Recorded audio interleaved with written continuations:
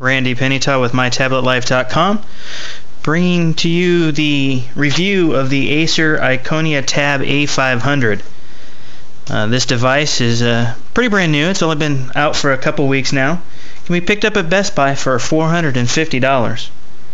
This device comes with a Tegra 2 1 GHz dual-core processor, a 10.1-inch capacitive LCD touchscreen. It has a 1280 by 800 resolution. Runs the Android 3.0 or Honeycomb operating system. Has 1 GB of RAM, 16 GB of internal storage. You can use a micro SD card for up to 32 GB of storage, and that is located right up here on the top of the device. You can see it slot right in there. Obviously, for some other devices, it looks like right here you can put in a SIM card. That does not work here in the US though, so we don't have that one there. Has Wi-Fi, A, B, G, and N, Bluetooth 2.1, a micro HDMI out port so that you can connect it to your television and watch movies or whatever on your television. I did hook that up, and it nicely displays exactly what is shown on the screen, and it displays everything, so you can see your whole device on there, which is very nice. It has the USB port, a full-size USB port, a micro USB port.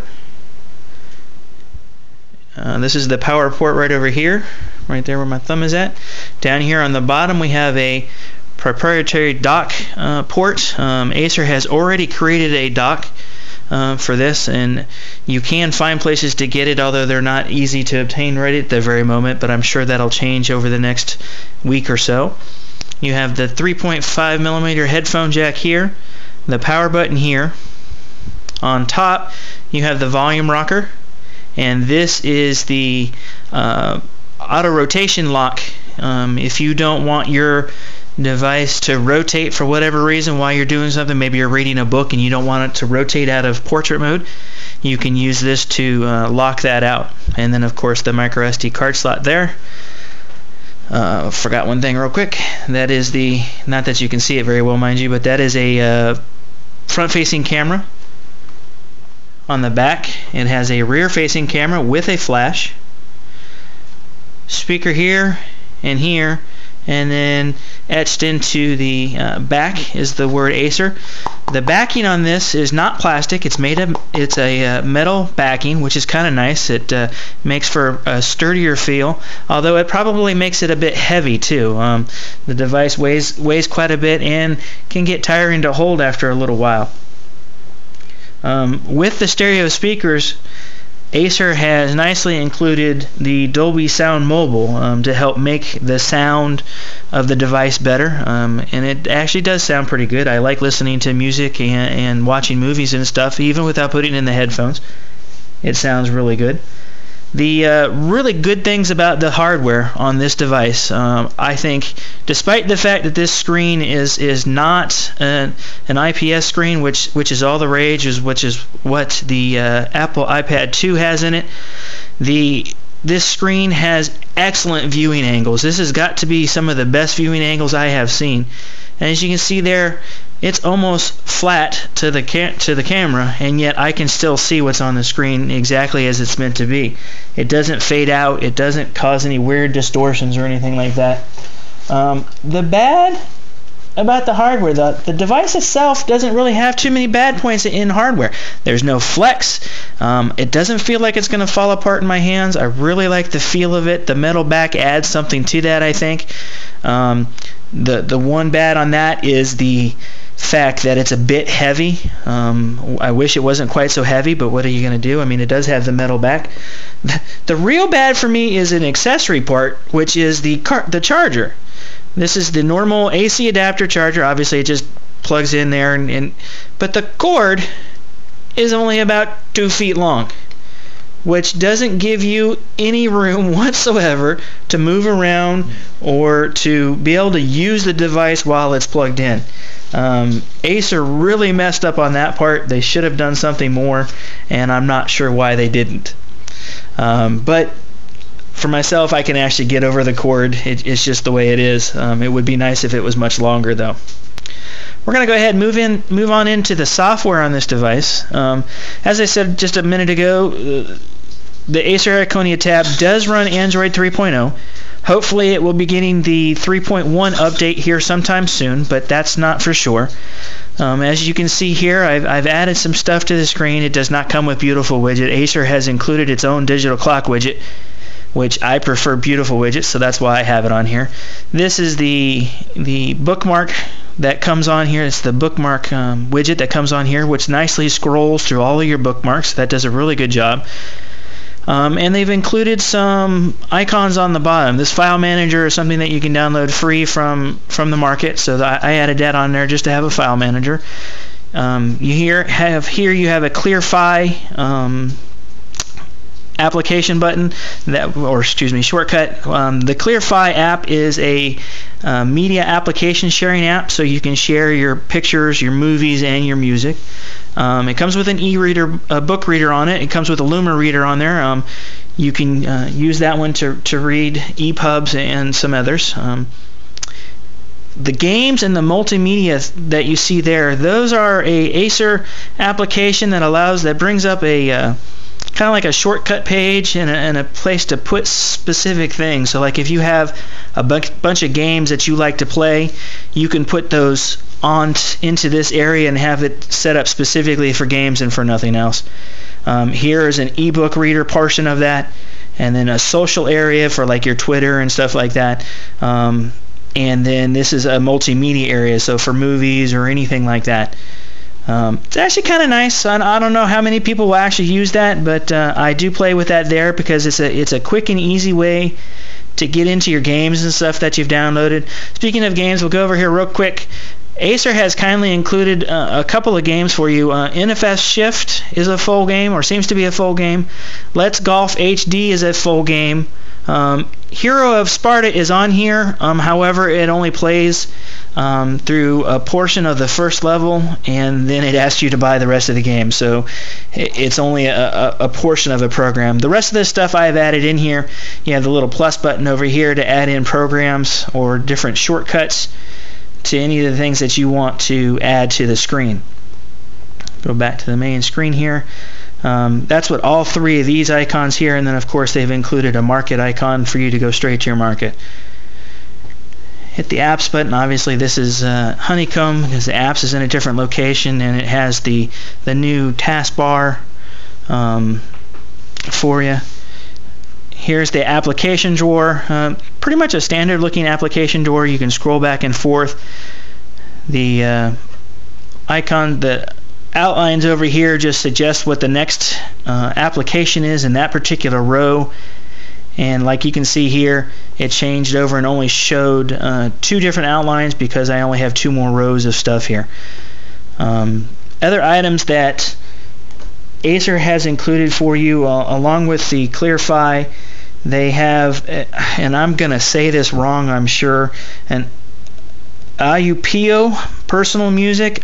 Basically, it's a Pandora personal type app. It's a personal radio, and it comes with some premium time left if you want to use that. I haven't played with it much. It does get in and play music that you can go out and search for specific individual groups and stuff like that, and allows you to play the different music. Another item that is included specifically on the Acer is the Documents to Go free version. They added that in there for you. The Lumi reader for your ebooks. You have a media server, which allows to send your music. Another one of those things is you can send your music to your different items and stuff like that.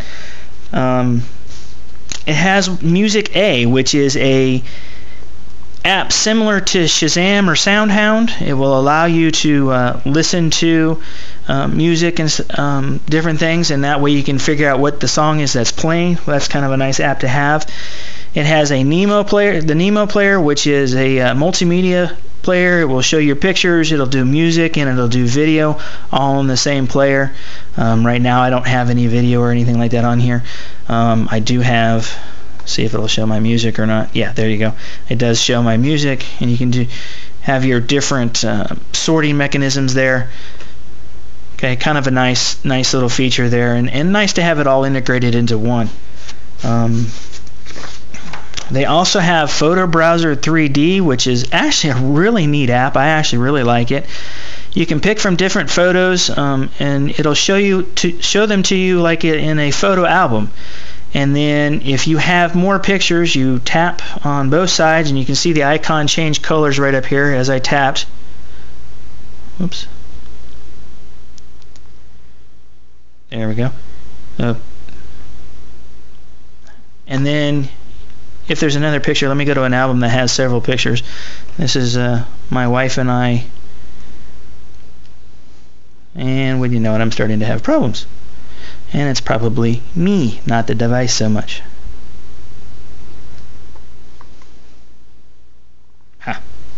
Anyways, what happens? Oh, there you go. There's one of the things that'll do. If you touch the side, it'll slide side to side. The application will, when you get into a photo album, there we go. If you have more than one photo, you can flip and get to the next photo. Kind of interesting. It's a different way to do it. It will do with just a slide of your finger, which I usually find more convenient. But it's actually kind of a neat app. I really do like it. It also comes with the Tegra Zone Games application, bringing you all the games and stuff that have been specifically designed for devices with the Tegra in it. Has some news and the items like that, and then you can go in and similar to market just for the Tegra games. And when you tap on one of the games to buy it or something like that, it brings you into the regular Android market. The top HD games here, this is one of those things that I don't understand why it's in here. It's a web link. Obviously you can see it coming up now to GameLoft games, and it talks about different HD games. They actually have some stuff in here now. The last time I clicked on this whole thing was completely empty and rather worthless. It was like, okay, whatever. As everybody knows, GameLoft does not sell most of their games on the Android market. They only sell them through their own website. That has changed a little bit here recently with one particular game, but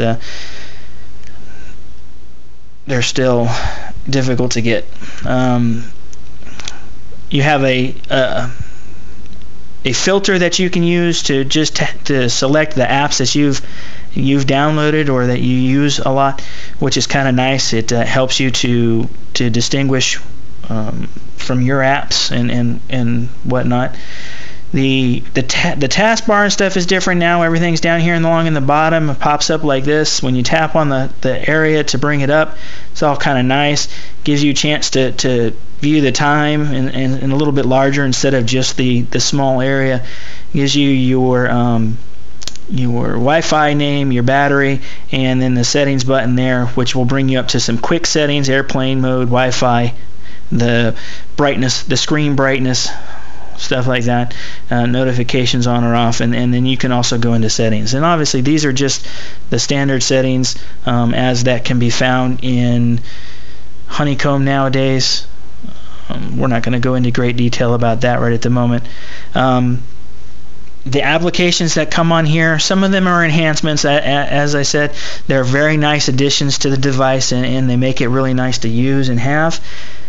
Certain things you just don't really need the link to GameLoft games, and I'm assuming it's there because the Let's Golf game is on here. So you know that's probably their way of getting you to buy something specifically from there. Pull up a little bit of music here. That's the Nemo player playing there, looking good, and working quite well too. I had no issues with this. Back out here real quick. I don't have video on this, but right at the moment. However, it does a very good job of playing video. I had no issues playing the 1080p My Big Buck Bunny, which is what we usually use. So it worked very well. It doesn't recognize all the file formats though. I couldn't get it to recognize MOV files at all. So you're going to need to pay attention to that and have specific types of files, and you might have to make them specifically for this device, whereas some of the others have more codecs in them and they're a lot easier to use in that regard. The good with this device and the software specifically. This is the Android 3.0 Honeycomb OS, so it is specific built for tablets, which makes it much nicer to use. The Gmail apps, the email app, those are built for tablet use. They have the 3-pane system, so that they're easy to get into, easy to look at your email, flip through it really quickly. You can look at the headers if that's the only thing you want, or you can look at the full mail. It's really nice. I had no issue playing music or video, like I said, and with the micro HDMI out, I pushed it to my television anytime I wanted to, and it looks great on the television. And like I said, it shows the whole screen on the television, which is unusual. A lot of them don't do that for whatever reason. Arcos is famous for that. They make your device a trackpad, which makes it very difficult to use on your TV. The bad. With Android 3.0 being a new OS that was just recently released back in February of this year, it still has some bugs. I still get some FCs. If you watch my unboxing on this particular device, you'll see that it FCs a couple times, and I have issues getting things to react quite the way I want them to.